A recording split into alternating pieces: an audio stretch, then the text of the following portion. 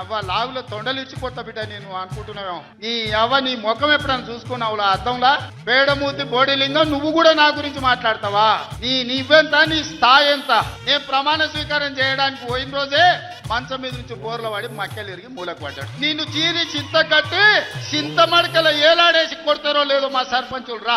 సర్పంచ్ చేయాల మీరు గెలిచిరు, సంతోషం. 5 ఏళ్లకు మీరే ఉంటారు, గ్రేట్. కానీ పని చేసి చూపెడితే, పని చేసి ప్రజలకు, ఎందుకంటే ప్రతి ఒక్కరు మీరు మాట ఇచ్చింటారు, ఫలానా పని ఫలానా పని ఫలానా పని నేను చేస్తా అని చెప్పింటారు. కాబట్టి మనం చేయాల్సిందల్లా ఏంటంటే పదవులకు వచ్చుడు ముఖ్యం కాదు. పదవులకు వచ్చినాక ఆ పదవికి వన్నె తెచ్చే విధంగా, ఆ పదవికి గౌరవం పెంచే విధంగా ప్రజల ముందు నడుచుకుంటేనే మనం యాది పెట్టుకుంటారు. ఇగో ఫలానా సర్పంచ్ గారు ఉన్న టైంలో ఇగో ఫలానా పని అయింది, ఇంత గొప్పగా పనిచేసి మా ఊరును బాగా చేసిండ్రు అనే విధంగా ఆలోచించడం జరుగుతుంది. ప్రజలు కూడా యాద్ చేసుకోవడం జరుగుతుంది. ఎందుకంటే పదవులు పోతాయి, ప్రాణాలు కూడా పోతాయి, కానీ మిగిలేది పేరు ఒక్కటి మాత్రమే. మిగిలేది మనిషికి జీవించినంత కాలం మంచిగా పనిచేస్తే మరణించిన తర్వాత కూడా మిగిలేది పేరు ఒక్కటే. కాబట్టి దయచేసి నేను మిమ్మల్ని కోరేది, ఏ గౌరవం అయితే ప్రజలు మీకు ఇచ్చింది, మీరు ఆ గెలుపును ఆస్వాదించండి. కానీ మీకు వచ్చిన ఈ పదవిని ప్రజల కోసం, మన పనుల కోసం, గ్రామం పనుల కోసం పూర్తి స్థాయిలో వినియోగించండి. అండగా మేముంటాం.